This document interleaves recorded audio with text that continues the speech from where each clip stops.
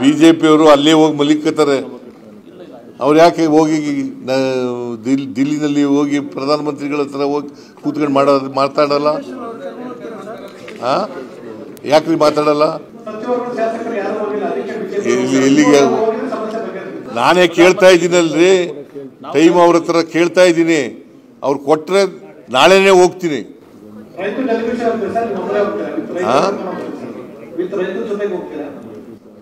ರೈತರು ನಾಳೆ ಕರೆದಿದ್ದೀನಲ್ಲ, ಅವ್ರು ಏನು ಬರ್ತೀವಿ ಅಂದ್ರೆ ಕರ್ಕೊಂಡು ಹೋಗ್ತೀನಿ.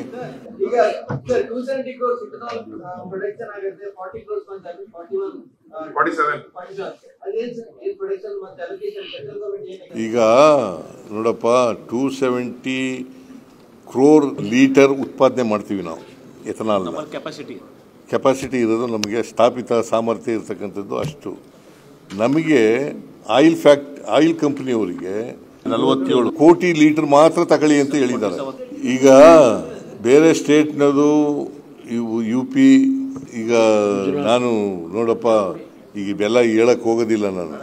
ಯಾವ್ಯಾವ ಸ್ಟೇಟ್ನಲ್ಲಿ ಎಷ್ಟೆಷ್ಟು ಉತ್ಪಾದನೆ ಮಾಡ್ತಾರೆ, ಎಷ್ಟು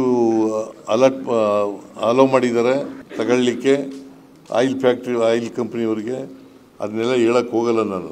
ಈಗ ನಮಗೆ ಗುಜರಾತ್ನಲ್ಲಿ 71%, ನಮಗೆ 17.4%. ನಿಮಗೆ ಹೇಳಬೇಕು ಅಂತಂದರೆ ಗುಜರಾತ್ನಲ್ಲಿ 71%, ನಮ್ಮಲ್ಲಿ 77.5% ಗುಜರಾತ್ನಲ್ಲಿ, ನಮಗೆ 17.4%. ಇದು ನ್ಯಾಯನಾ?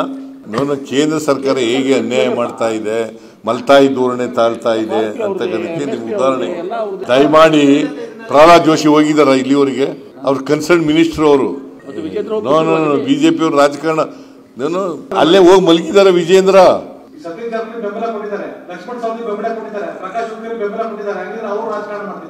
ನೋಡಪ್ಪ, ರೈತರು ಜೊತೆ ನಮಗೆ ಸಿಂಪತಿ ಇದೆ, ರೈತರ ಪರವಾಗಿದೆ ನಮ್ಮ ಸರ್ಕಾರ. ನಾವು ಎಷ್ಟು ಕೊಡಿಸ್ಲಿಕ್ಕೆ ಸಾಧ್ಯ ಆಗ್ತದೆ ಸಕ್ಕರೆ ಮಾಲೀಕರಿಂದ, ಕಾರ್ಖಾನೆಗಳ ಮಾಲೀಕರಿಂದ ಕೊಡಿಸ್ಲಿಕ್ಕೆ DC ಮೂಲಕ ಹೇಳಿ ಕಳಿಸಿದ್ದೀವಿ. ನಾಳೆ ಸಕ್ಕರೆ ಕಾರ್ಖಾನೆಗಳ ಮಾಲೀಕರ ಮೀಟಿಂಗ್ ಕರೆದಿದ್ದೀನಿ. ರೈತರ ಪ್ರತಿನಿಧಿಗಳನ್ನು ಕೂಡ, ರೈತ ಮುಖಂಡರ ಪ್ರತಿನಿಧಿಗಳ ಮೀಟಿಂಗನ್ನು ಕರೆದಿದ್ದೀನಿ. ನಾಳೆ ಕೂಲಂಕಷವಾಗಿ ಚರ್ಚೆ ಮಾಡ್ತೀವಿ. ಪ್ರಧಾನಮಂತ್ರಿಗಳಿಗೆ ಭೇಟಿ ಕೊಡ್ತಕ್ಕಂಥ ಲೆಟರ್ ಕೂಡ ಬರೀತೀನಿ. ಅವರು ಅನುಮತಿ ಕೊಟ್ಟರೆ ಭೇಟಿ ಮಾಡ್ತೀನಿ. ಕೂಡಲೇ ಕರೀರಿ ಅಂತ ಹೇಳಿದ್ದೀನಿ. ಪಾರ್ಲಿಮೆಂಟ್ ಸೆಷನ್ನಲ್ಲಿ ಈ ಸರಿ ವಿಂಟರ್ ಸೆಷನ್ನಲ್ಲಿ ಈ ಸಬ್ಜೆಕ್ಟ್ನ ಚರ್ಚೆ ಮಾಡ್ತೀರಾ ನೀವು? ಎಂಪಿಗಳಿಗೂ ಕರೆದಿದ್ದೀನಿ. ನಾನು ರೈತರಿಗೆ ಮನವಿ ಮಾಡ್ತೇನೆ, ಅವರಿಗೆ ನಮ್ಮ ಸಿಂಪತಿ ನಿಮ್ಮ ಜೊತೆ ಇದೆ. ನಾಳೆ ನೀವು ಏನು ಪ್ರತಿಭಟನೆ ರಸ್ತೆಗೆ ಸಾರ್ವಜನಿಕ ತೊಂದರೆ ಆಗ್ತಕ್ಕಂಥ ಪರಿಸ್ಥಿತಿ ಇದೆ, ಅದಕ್ಕೋಸ್ಕರ ದಯಮಾಡಿ ನಾಳೆ ನ್ಯಾಷನಲ್ ಹೈವೇ ಅಥವಾ ಸ್ಟೇಟ್ ಹೈವೇ ಮೇಲೆ ಧರಣ ಮಾಡೋದನ್ನು ನಿಲ್ಲಿಸಿ ಅಂತೇಳಿ ಮನವಿ ಮಾಡ್ತೀನಿ. ನಾಳೆ ಮತ್ತೆ ಅವರಲ್ಲಿ ಮನವಿ ಮಾಡ್ತೀನಿ. ನಿನ್ನೆ HK ಪಾಟೀಲ್ ಹೋಗುವಾಗ ನಾವು ಯಾವ ಸಭೆಗೂ ಬರಲ್ಲ ಅಂತ ಹೇಳಿದ್ದೀರಿ. ಯಾವಾಗಲೂ ಇಂಥ ಇಶ್ಯೂಗಳಲ್ಲಿ ಪರಸ್ಪರ ಚರ್ಚೆ ಮೂಲಕ ಇತ್ಯರ್ಥ ಮಾಡ್ಕೊಳ್ಬೇಕು ಹೊರತು ಚರ್ಚೆ ಇಲ್ಲದೇ ಯಾವುದನ್ನು ಮಾಡೋಕ್ಕಾಗಲ್ಲ. ಅದಕ್ಕೋಸ್ಕರ ನಾಳೆ ಸಭೆಗೆ ಬರ್ರಿ ಅಂತ ಅವರಿಗೆ ಮನವಿ ಮಾಡ್ತೇನೆ.